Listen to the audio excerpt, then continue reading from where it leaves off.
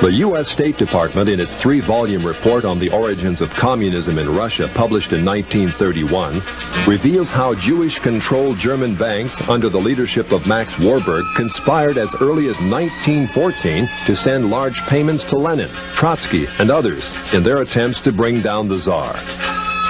As part of this conspiracy, Jacob Schiff, head of the New York Jewish banking house of Kuhn Loeb, invested at least $20 million, which would be close to $1 billion today, toward the establishment of Bolshevism in Russia. In its article on socialism, the Jewish Encyclopedia, published in 1905, freely admits that Jews in Russia were ripe for revolution. In Russia, socialism, has become a movement of the Jewish masses. The later Encyclopedia Judaica tells us the communist movement and ideology played an important part in Jewish life, particularly in the 1920s and 1930s, and during and after World War II. The Judaica, in fact, presents an extensive list of the most powerful Jewish leaders of Bolshevism, which included Trotsky, Sverdlov, Zinoviev, Kamenev, Litvinov, Kaganovich, and many others. The Judaica also tells us just how many Jews filled the communist ranks. It says anti-Semitism drove the bulk of Russian Jewish youth into the ranks of the Bolshevik regime. When the white Russian patriots heroically attempted to regain their freedom from the Jews, the Judaica says compact Jewish masses were utilized by the Bolsheviks to suppress such counter-revolution. Clearly, Jews and native Russians were engaged in a death struggle over the destiny of Russia.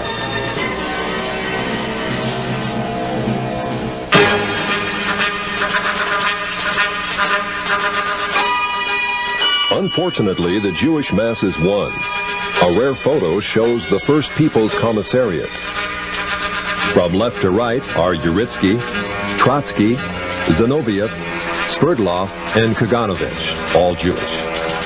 In 1918, intelligence services of the Western powers were buzzing with reports that communism was an international conspiracy fomented by atheistic Jews.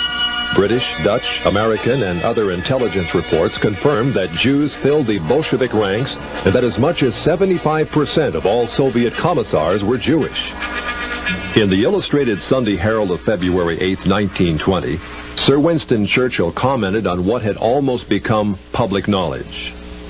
There is no need to exaggerate the part played in the creation of Bolshevism by these international and for the most part atheistical Jews.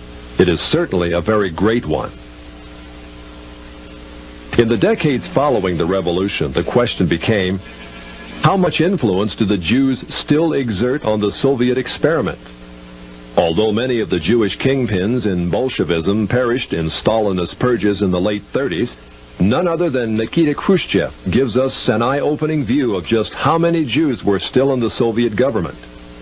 Speaking to a delegation of French socialists, Khrushchev admitted in 1956 the government has found in some of its departments a heavy concentration of Jewish people, upwards of 50% of the staff.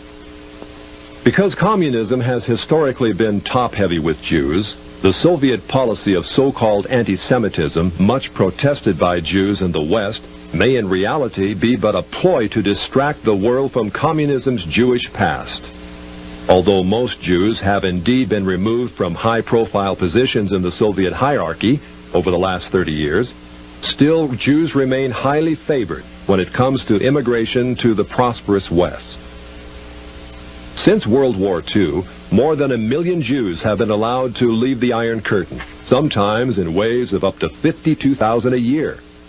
This contrasts to the grim reality that if even one Gentile attempts to escape, he would be lucky to receive only 15 years in prison. Jews, then, have played an enormous role in the Soviet experiment.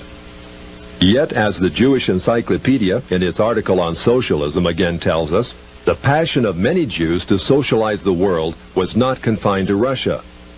As peddlers of socialism, it tells us, Jews must be reckoned among the pioneers of the socialist parties in America. As a case in point, a flood of socialistic Jews entered the FDR administration and helped pioneer the New Deal for America.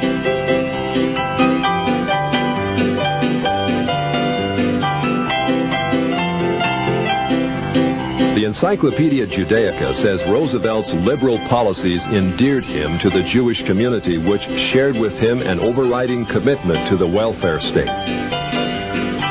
It is very significant that in letting left-wing Jews into his administration, FDR set in motion a conspiracy that was soon to have the gravest repercussions.